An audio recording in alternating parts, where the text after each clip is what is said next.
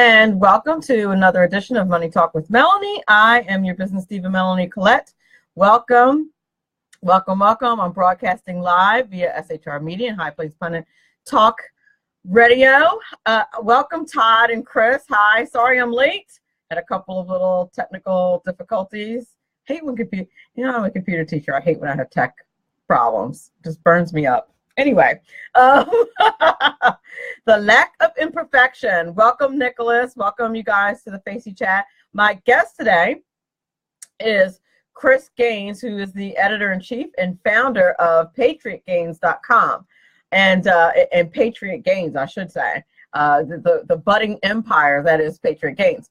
And today we're going to talk about freedom through less government and compassion through loving our neighbor. So excited to talk to him today. Hi, changing for the better. Is that what your parents named you? I feel like it probably isn't.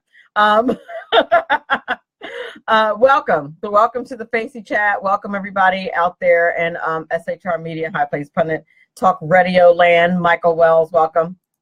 Before we get to that, a few housekeeping items. Thank you to everyone who has followed me on Twitter. Like I mentioned that one time, and now I have a couple hundred additional followers. I have lots, and I have right now 200 friend requests. So if you and that's like over the past week, and that's not including the ones that I the ones that I accepted right away. I have kind of a I don't want to make it sound too crazy, but I do have because I'm running out of space, I have kind of a vetting process, and it's just taking a while because they're coming in really fast, which is a good thing. It's a great thing. But if you have not, hey Katina, hey Jose, if you haven't received my accept yet for your friend request, that's why. So, and I apologize for that. I'm working on getting a better system.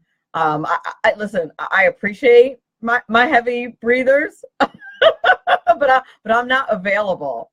So I have to try to vet that out, and it is very difficult at times. And so I'm trying to kind of like avoid that with my friend request. So I apologize if I haven't accepted your friend request yet, but I promise you I will be getting to it sooner or later. But what you can do, if you friend requested me and I have not accepted it yet, go to the Money Talk with Melanie show page. Hi, Doug. Hi, Glenn. Claudia Cheek. Hi. Hi, Adrian.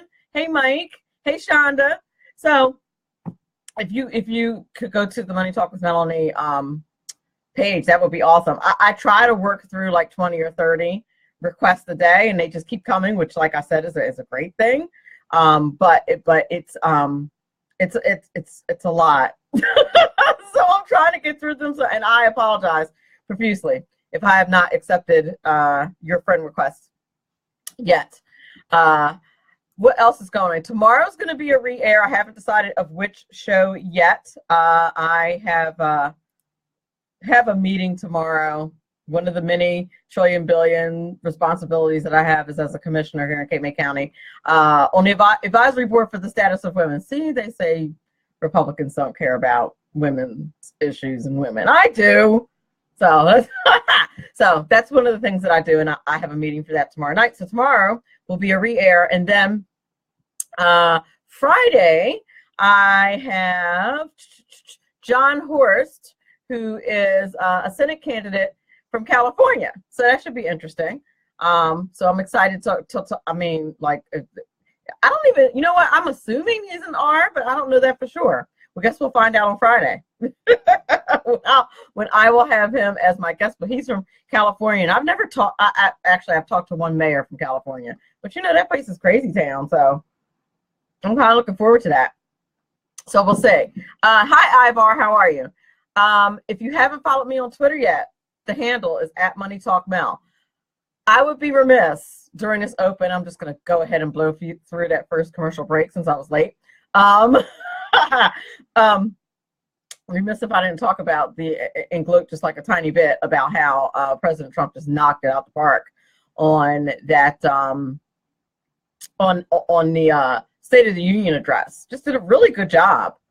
You know, I thought he did a really good job. I thought the way the Democrats acted was deplorable. um, yeah, it really was though. Like it's just so childish. Like you couldn't stand up for like low unemployment rates for like overall for everybody, but for black folks in particular because that's your thing. Like that's their thing. Blackity black, black, black. What's the black people doing? But what about? Yeah, I know everybody else doing good. But what about the black people? Okay, well, unemployment's down 18%. I mean, excuse me, lowest in 18 years. I mean, you can't stand for that. You can't clap for that. Have you ever heard of like encouraging good behavior? You want to encourage good behavior from President Trump? Now, their narrative is that he's taking credit for what Obama did, which is just hilarious to me. They really had to reach far and deep to come up with that one. It's like, really? He was the president for 8 years and then suddenly it kicks in after he leaves office? I'm calling it, come on now. I'm calling some buffoonery on that one. That's just some straight foolishness. Stop, y'all. Anyway, I'm just saying, that's ridiculous. There was one like really important thing that I wanted to mention money-wise is that if you've noticed that the cryptocurrency ads have not been showing up on Facebook, it is because Facebook has actually banned those ads, believe it or not, which I'm like, wow. It says that according to them, most of the companies are not currently operating in good faith. I mean, they're like the judge, jury, and executioner for advertisers. I just think that's kind of, Facebook's at it again. But if you were wondering, somebody had posted a couple of weeks ago, what happened to all those cryptocurrency ads on Facebook? Well, now you know. That's what happened to them. Facebook banned them. They're being investigated. All of them are being investigated. Everybody. Harold in the chat said they're being investigated. I don't know. You might be right about that, but it's. I mean, there's like several companies, so it's just weird. Although it's been really quiet. My crypto guy's been pretty quiet. I'm just saying. He's been hearing crickets from him lately. I don't know. Harold. Okay. Welcome, Harold. Welcome, Randy. Okay. All right. So I did want to make sure that I mentioned that about the cryptocurrency. Oh, actually, speaking of cryptocurrency, Dylan Howard, who is one of my crypto experts, is going to be back on the show on February 16th. And cybersecurity expert who's going to be on here regularly once a week. Hey, Kurt Stevenson. He's a local. Welcome. Mike Fitzpatrick is going to be on the show regularly starting February 7th.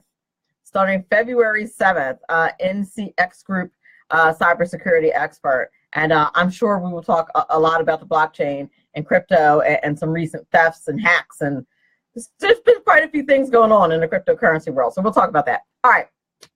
I think that is enough housekeeping. Without further ado, I want to introduce my guest. My guest is Chris Gaines. He's the author and creator, editor-in-chief of Patriot Gaines, and that's patriotgaines.com.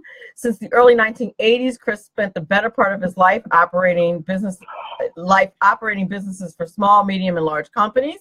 He found great success in the hospitality industry during that time. And seeking a change in careers, participated in physical and health challenges. He set out on a journey to reinvent himself through pursuing his lifelong passion of writing. And he's good at it, by the way. So it's under the brand of Patriot Gaines. And he's invited friends who have a similar persuasion as him to join him in the publishing platform. If you go to the website, it really is terrific. And one of the things that I like about the website is the theme, which is what we're discussing today, which is freedom through less government and compassion through loving your neighbor. So without further ado, welcome, Chris Gaines. Hi. Hi, Melanie. Hi, how are you today? I'm good. How are you? Are you grading any papers? Did I interrupt you? No, not at the moment. I'm not great. I'm not grading any papers at this very second. It is. I've just had one of those days where everything I touch turned to crap. I'm not going to hold any babies today because I'm pretty sure I drop it. Like that's. I'm gonna change your luck today if I believe in such a thing, which I don't. But I'm gonna change it for you when we get talking here. It's gonna be a great interview. Everything's gonna be fine. Exactly. Here, I'll help you calm down, okay? Because I'm good. I'm just very, very grateful to be on with you and have a chance to talk about, like you said, what my passion is, which is Patriot Gaines. And it's been a very brisk and brief journey, and I'm hoping the journey continues.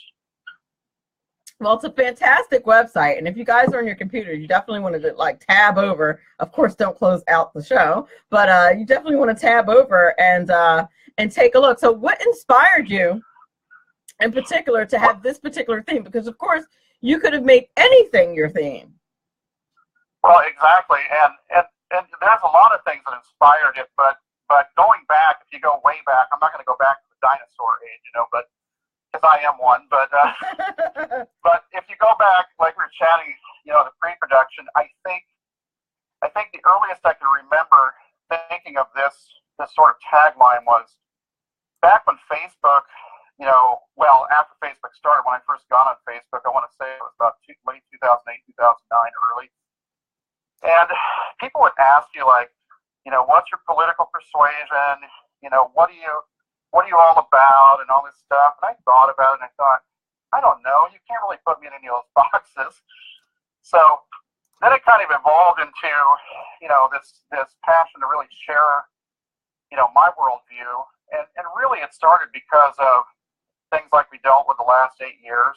And what you're going to find out is I'm not a partisan. So if I speak about Trump or Obama, I'm going to tell you right off the bat, I didn't vote for either of them. I want to make that clear. What? Really? I didn't vote for either Obama or Trump. But I have a lot to say about what they did or are doing. How about that Trump? I mean, man, he's off the chain yesterday. He was great. He killed it. I thought he absolutely killed it. And he did. Go ahead. No, go ahead. No, I was going to say, all the lefties were waiting for him to just stick his foot in his mouth, and they were all just dumbfounded and disappointed, and I was just laughing over it and stuff. Me too. Wait. Go ahead. No, I was going to say, do you believe they had the audacity to talk about him using a teleprompter? I'm like, seriously? Yeah. After we had Mr. Teleprompter, for 8 years, probably I don't know. I don't want to live in the past, so I'm not going to spend time talking about who. But yeah, I mean, they're always going to find something to pick on with Trump, and he does bring it on. I mean, he brought it on with me in 2016. And I had to have a tough conversation about it with friends and family, and I think that's what you should do when you're making a tough decision, like who's going to be president of the United States. So, I don't regret that. So I'll get into that a little bit. But getting back to your question, the biggest thing for me was really trying to look at what I wanted to do. Back when I was running businesses, and back when I was working those 60-hour weeks, in hospitality business, which I love and I miss. And say, what am I about, and defining that? And it kind of crystallized down to this tagline simply because it fit me the best, and it's a broad view of who I am without putting me in any kind of box, so to speak. Does that make sense? It does. It does. If it was called Conservative Gaines or something like that, then that would definitely put you in the box. Base, but I mean, it's more than that. So let me just break it down for you. So freedom through less government. I look at half of what I do as talking about how our government is run and how it should be run, and what I'd like to see, and what I'd like to see voters do, and then half of it is about my faith in Christ and what Christ has called us to do. And so that's why I say it's Christ-centered, but it's also nonpartisan. And people say, well, how can that be? I mean, you're showing a particular slant in your writing or your speaking. And the thing is, you can be a nonpartisan and have your beliefs, I found out. And part of what I've been burning on lately is just how divided our country is in partisanship. And I want to get into that in a little bit, but the freedom through less government is basically defining it's a nice little, forward phrase to define my government views, which is basically the government is way too big. Can we get an amen for that? Amen. It's all right. All right. They literally don't know how big it is. And I've spoken about this a couple of times on the show. I wrote an article for the Horn News about it to see about how many regulatory agencies they have. The answer is the government literally doesn't know how big it is. That's how big of a monster it is. No, and as we can see, there's been very little or no accountability for it in this memo. Who has any idea what it's going to reveal? We've heard all kinds of crazy things, not to pick on Alex Jones, but it's kind of Alex Jones-esque the way all these little, scare things are coming out about the memo, who it's going to, tear apart, or, they're going to get fired or sent to prison or whatever. And for me, I just want accountability, and Democrat or Republican, I want accountability with that. But getting back to freedom through less government, it's basically this in a nutshell. It's let's reverse the New Deal. The New Deal was started by FDR, we know, in a time where our country was hurting, and I'm not even going to argue that we didn't need that back then. But what government did over the course of time is take that and use it as a tool for them to get reelected, essentially. And it's made both parties really, really too big and too bloated, and really too arrogant, quite frankly. And I think even we can say on the Republican side, their arrogance cost them a few times. And that's what led me to first start Patriot Gaines back in 2012. And so if you see my history in my notes, I don't list it on my website, but when you asked me when this started, it really started before the Romney-Obama election. And it was a desire to say, hey, look, the media is already starting to cover this wrong. I can see it already. And they're already doing their usual, song and dance about, hey, this is what the Republicans are doing. They're terrible. They're out to take your money. They're out to. My favorite was back in the day they used to talk about taking the kids' school lunch from them. That whole thing back in the 90s. I still laugh about that. Yeah, Republicans don't want you to eat. They don't want their kids to have lunch, whatever. And so, as I was building that side originally, and doing my job and everything else, I kind of ran into a wall, and I said, well, I really couldn't keep it going. But that's where the passion started for it. So getting back to the freedom through less government, it's just basically, look, let's reduce the federal overreach and give the power back to the states. In a nutshell, that's what we want. Now, people will say that if we have less government, how in the world could we have more freedom? Because in some people's minds, if we have a bigger government, then that means that the government will be big enough to take care of everyone, and then no one will ever be in need or be without if we have a bigger government. That's simple government 101 to me, Melanie, because when I was taught back in the day about government, it's like you can have fairness, and you can have everybody gets something from it, or you can have ultimate freedom. And they say, well, then this person gets hurt or that person gets hurt, and there is no in between. I think there can be a balance with it, but if they say that it's hurting people by having less government, I say read the Constitution, please, I beg you. Something I'm going to talk about in Patriot Gaines is I just think you want to talk about deplorable? Here, I'll use the word. It's deplorable how little our citizens know about the Constitution. And if they knew what they're supposed to know about the Constitution, I'm challenging you listeners to this, because y'all say, well, how dare you think I don't know the Constitution? My Bill of Rights and this and that. It's true, though. If you're asking those questions, then you really need to look back and see what the federal government was created for and what's its number one job. You know what I tell people its number one job is? What's that? Its number one job, from what I can see, is to defend us, to defend our freedom. And so I laugh out loud when they say, well, what's all this money going into military? Well, I don't know. I think defending your freedom is worth it, don't you?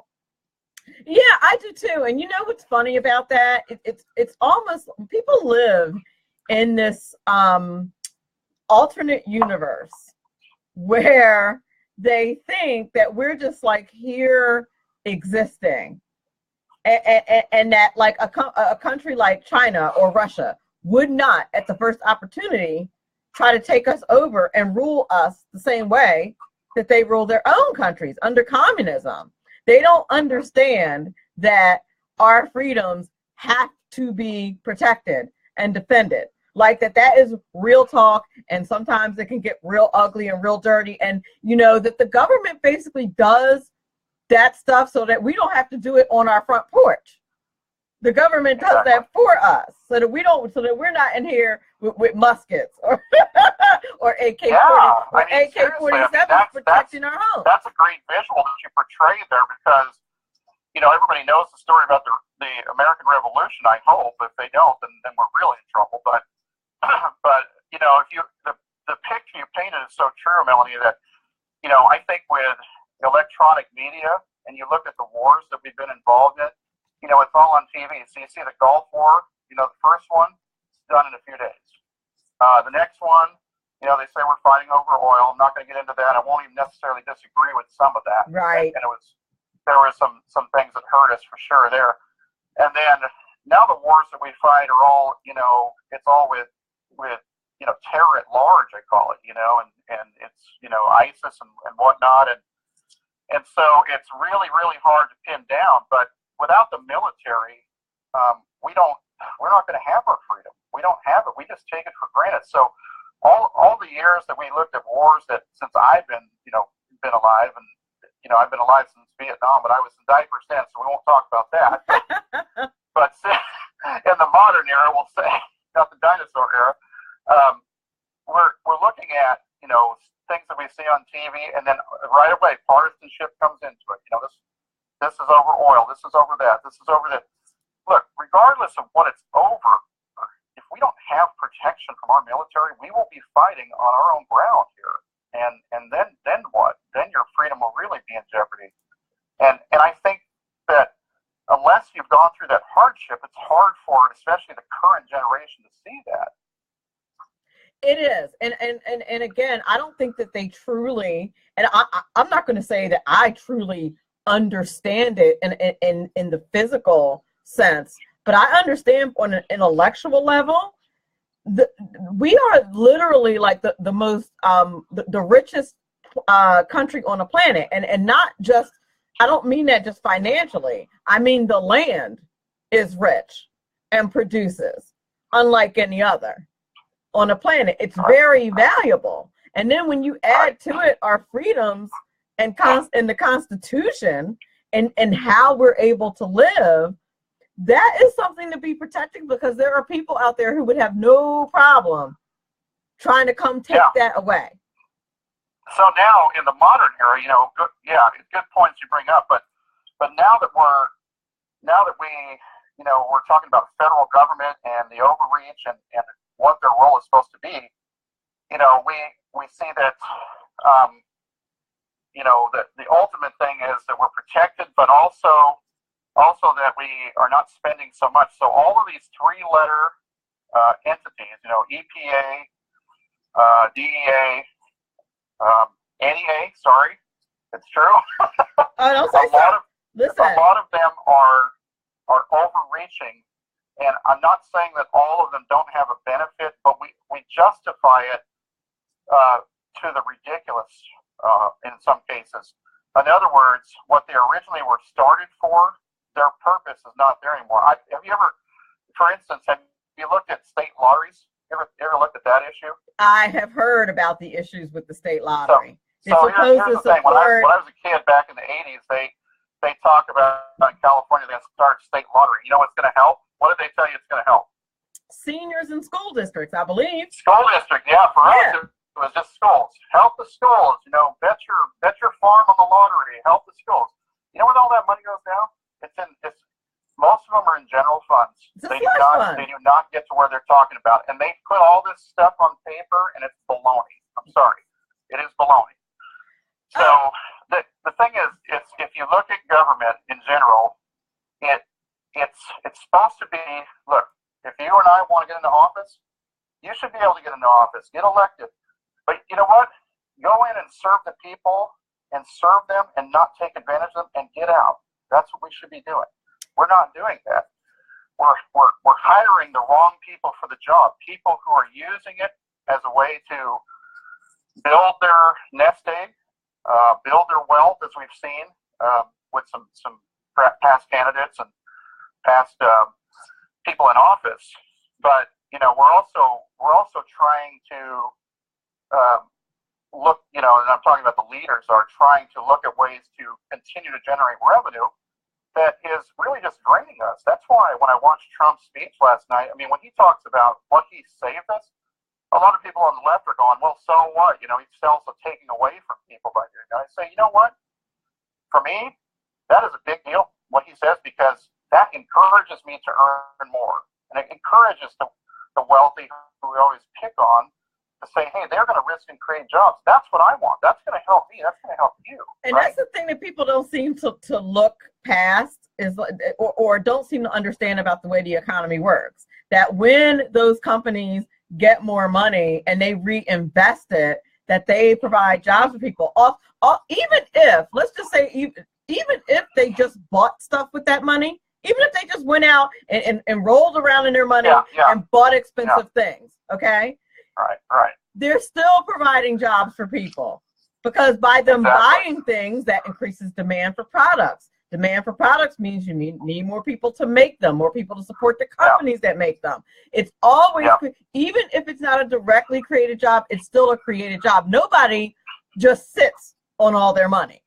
You have to spend it at some point, or what's the point in having it? That's the way I wrote. I think what I wrote yesterday was, or the day before, was that, you know, the success of our nation goes as our economy goes, because it's based on capitalism winning. And if we don't celebrate capitalism winning, we're not celebrating America, in my opinion. We're living in denial of what we're here, what our purpose is. You know. Absolutely. You know, it's a central purpose for us. So anyway, getting back to the other half of my mission statement, because we got off track. Absolutely. Not to cut you off, but we're up against the break, and that actually was exactly how I was going to segue, is to talk about the second part, compassion through loving your neighbor. But we're up against the break, and since I didn't take the first break, I want to make sure I take the second break. You're listening to Money Talk with Melanie. I'm your business diva, Melanie Collette. My guest today is editor-in-chief and founder of Patriot Gaines, Chris Gaines. We'll be back in a couple of minutes.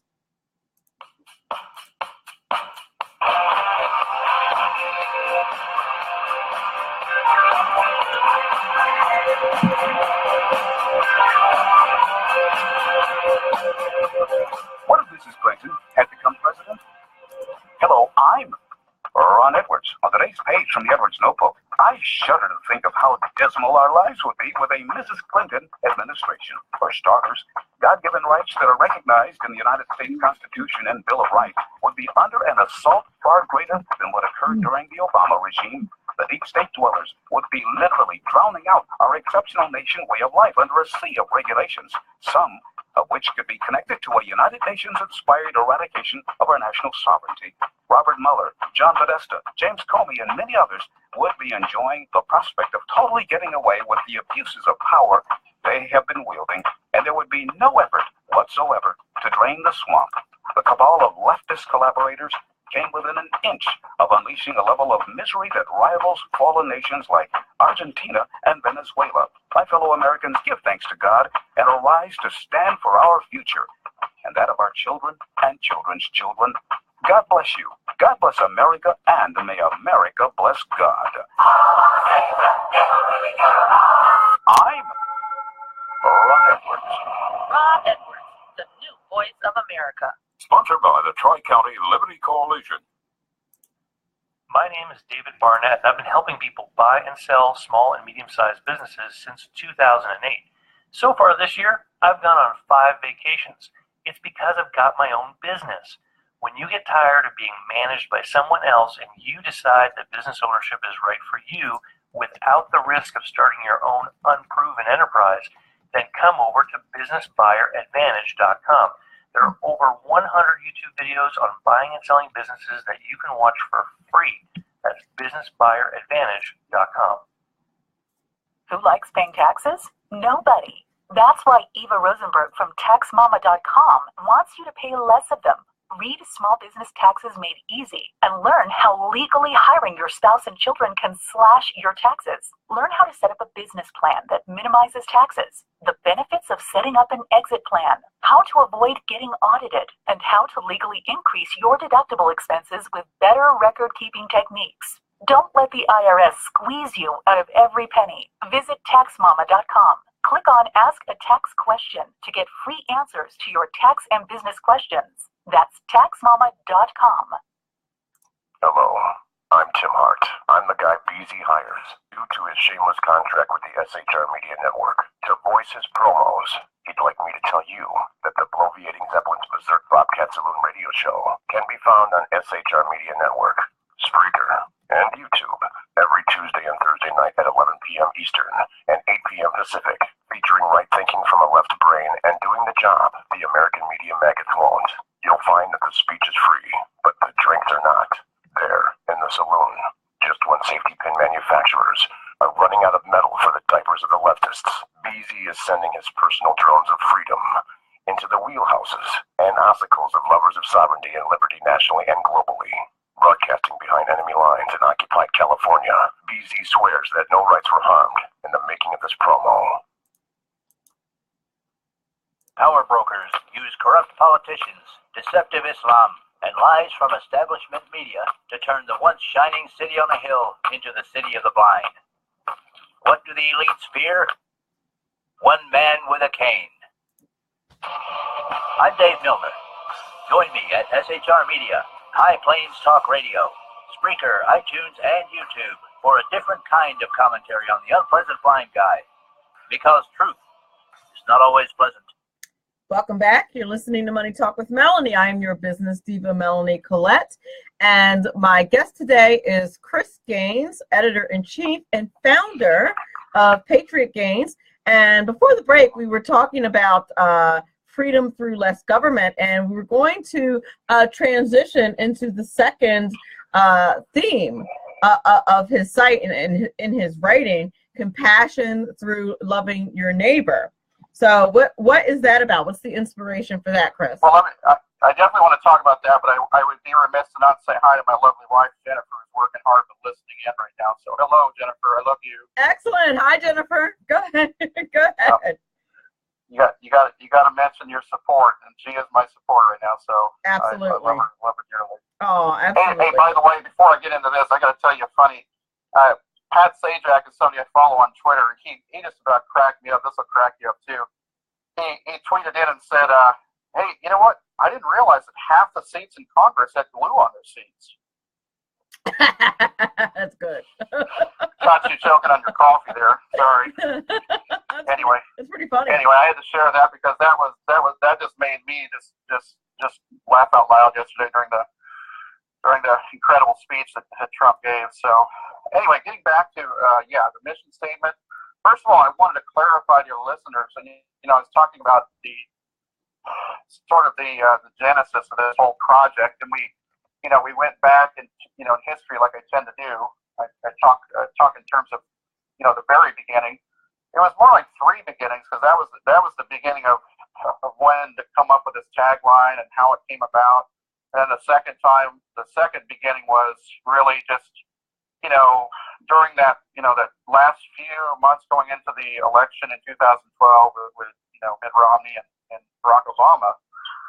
And after the election, I kind of got away from it again, got back into my job and everything. So the third beginning, when I ran into this health issue and was really forced, my hand was kind of forced and said in a good way, and it was it's turning out to be a blessing for me. That hey, I'm gonna do this for real this time. I've only been live 67 days. Wow. My first writing was 67 days ago. So, in that respect, things are happening fast, and I'm very grateful to it. I give God the glory for it because I certainly couldn't do it without his help. So, all right. Amen. So getting into the compassion through loving your neighbor, this was about sharing my beliefs, but also saying if we're going to be for government being smaller, let's get back to what we used to be and be benevolent to our neighbors, right? let's give back. We talk about giving money, and our country has always been great about giving monetarily. You know, I would like to see us give more of our talent, of our time. And so that's kind of where that came from. And what I did was I challenged my followers and my contributors this year in giving back by saying, you know, we're not going to make a resolution this year. I want it to be a commitment to giving back of ourselves, you know, more so than our money. I mean, money is important, and obviously money is what we need in those cases. But we also need volunteers. And as I do these stories, I find out that is the case. The truth is that these organizations need more people. They need more man and woman and professional power than they need money in some cases. In fact, the story I'm going to be working on this next month has to do with a good friend, Derek Cutliff, one of my contributors. If you're out there, Derek, I love you. I hope you had a safe trip back from D.C. And he has a little organization called, it's actually a bigger organization now, probably since he's been running it in the Northwest. It's called Safe Families for Children, and they help kids and families who are really, really in instant need of a place to live. And in some cases, they will help with, providing foster care for the kids. So they're kind of a bridge in that gap. But that's an example of something that is an organization that's not funded by the government, not providing government funds, and that people can just help out, you know. So that's the idea with compassion through loving your neighbor. It doesn't have to be an organization either. It's just simply reaching out to those in need. The giving back section on my website is really based on the scripture in James 1:27. And that scripture reads, religion that God our Father accepts as pure and faultless is this, to look after orphans and widows in their distress, and to keep oneself from being polluted by the world. So my focus is to look out for those who, you know, are in need and are voiceless. And that's why I spent a week, you know, just talking about the sanctity of life. And I wrote, me and one of my contributors together wrote, I believe, 4 different articles on that. And it was we were attempting to cover kind of all bases with it. And, you know, I try to stay positive, but sometimes you got to have tough conversations and reveal tough things for people to be aware of. So, you know, we talked about, you know, the role of Planned Parenthood, what Margaret Sanger was really about, because I don't think there's enough information out there about that. And also the good side to it, where you have, a pregnancy care center providing help and assistance to women who are in a situation where they have an unplanned pregnancy, and help them to make the right decision. And that's what's important. Very true. So moving on to the rest of that, the idea of giving back was let's really give of ourselves, let's stretch ourselves and push ourselves to give of ourselves and our time, and let's talk about that. So I provide the inspiration by talking about it, I hope, and I do as well. I like to be a doer, as they say, and even though I talk a lot, I always say, well, I'm a doer first. So, but you know, as a leader on this end of it, I look at myself and I say, you know, how can I inspire people to do that? How can we get back to where we're actively doing that and not just talking about it? So that's where that comes from. It's true, and it's so true what you said about time, because I find that time is like way more valuable than money. I don't know about you. Yes.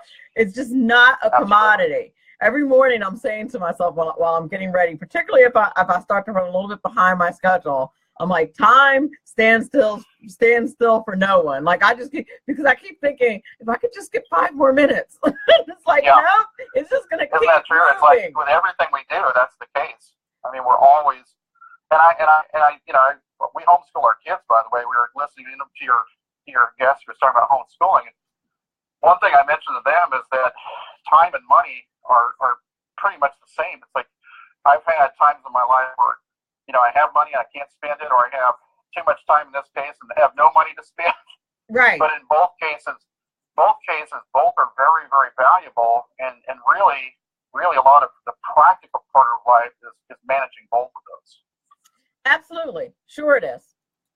It absolutely is. So I was looking at some of the articles that you've written so far. And I was actually particularly drawn to I was particularly drawn to the one about Margaret Sanger, to be honest with you, because I don't think there's enough information about her out there, who she is, what she was, and the whole Planned Parenthood deal.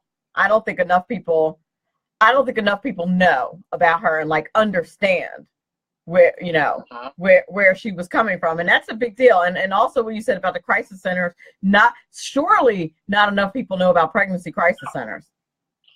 No, they don't, and that's the thing. I mean, that's why I'm glad you brought this up, Melanie. And it is a very important issue to me, because when we talk about Planned Parenthood, we know that the name is misleading to begin with. There's a percentage that they try to run out there, and I see it on late night talk shows and this and that. They try to say only, Planned Parenthood's only 3% of their business is about abortion, and it's just simply not true. It's more like 30. Right. And the math they're using is funny math. Trust me on that. So you can, friends, go do your research now. Trust me, it's more like 30. But the point being is that we need more care centers that will be about being patient with women and couples in that situation, and say, hey, what are the reasons that people go that direction with abortion? Well, a lot of it is they don't know what to do. They don't have enough money or enough resources. And, what we need in this battle, I call it, to win the hearts over with the pro-life movement, is to say, how can we bridge that gap? What are we offering to bridge that gap? Are we offering also, foster care, abortion services? True. Are we being available for those things? Are we asking ourselves the question, can we help in that area? And I think that in the whole spectrum of the pro-life movement, if we're not doing all of those things, we're doing ourselves a disservice, really.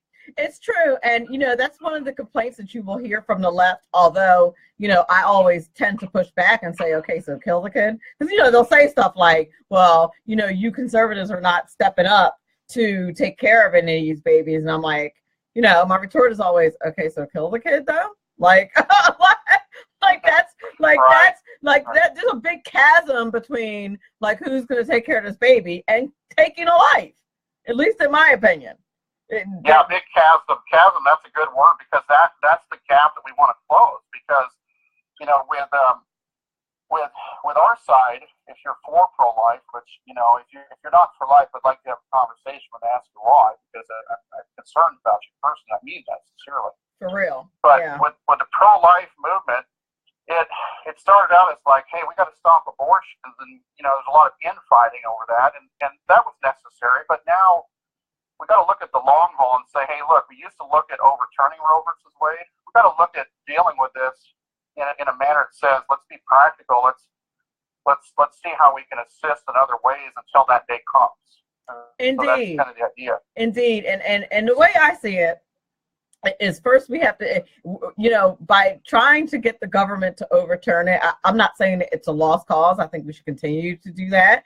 Yeah. But more importantly, as far as saving lives, telling the truth, because and making sure that Planned Parenthood is mandated to stop lying.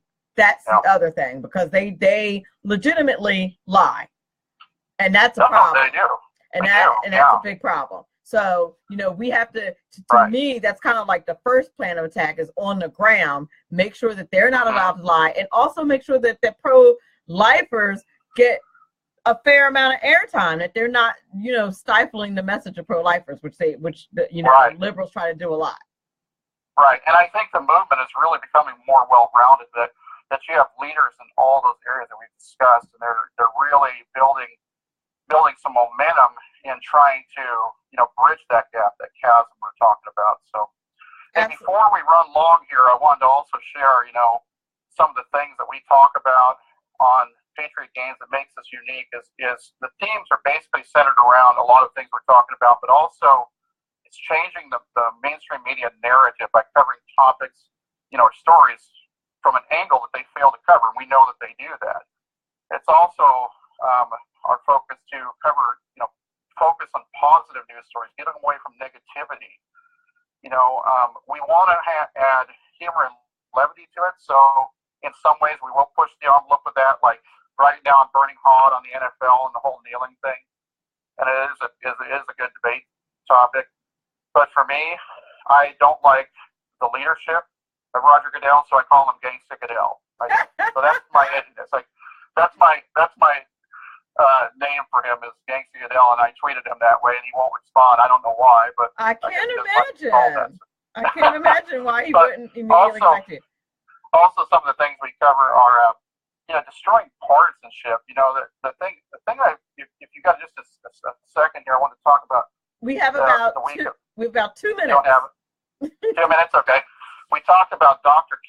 Martin Luther King, back on his birthday, and I could not believe in every area of America how still split people are over talking about Martin Luther King. It's very interesting. And if you get a chance, go read some of my stories about Dr. King, because I think that the best thing that we can learn from Dr. King is going on today is that he was trying to, if you look at in the general sense, I mean, obviously he was fighting a big battle, in the 60s and back when we had a lot of real issues that were concerning to us about real civil rights that were going on and violated. But he wanted to rid our country of segregation. That's what I saw, and be more united. And I see today's segregation being partisanship. I see people standing and drawing a line in front of them and say, I'm over here, you're over there. You can tell me what you think, but I'm staying over here, and forget what you think. So we need to stop that. We need to have a conversation with each other and be open to talk about things that don't divide us, and get rid of the division. Indeed. And unite us more. Unfortunately, I hate to cut you off. We're up against the close of the show. Where can they find all of your writing? Okay, you want to go to patriotgaines.com. It's very simple. You can find all the writing on there. Please, if you like the writing, please follow us. You'll get all of our articles in email. We won't spam you, I promise. It'll just be like when we get new articles, we'll send them out to you. And then also you can follow me on Facebook. I have a Facebook page. It's called Patriot Gaines. And also on Twitter, it's very simple. Patriot Gaines. It's at Patriot Gaines, and then it's a capital P and a capital G for Patriot Gaines. And then I try to stay active on social media. So if you want to chat, if you got something to talk about, or if you want to be a guest contributor, I even invite people to be a guest contributor. Please write me a letter. Let me know. Excellent. I'm about a minute over time, so I'm going to have to close the show. I appreciate everybody being there in Faceyland on SHR Media, High Plains Pundit Talk Radio. You guys totally rock. Thank you, Chris Gaines, for being here on the show.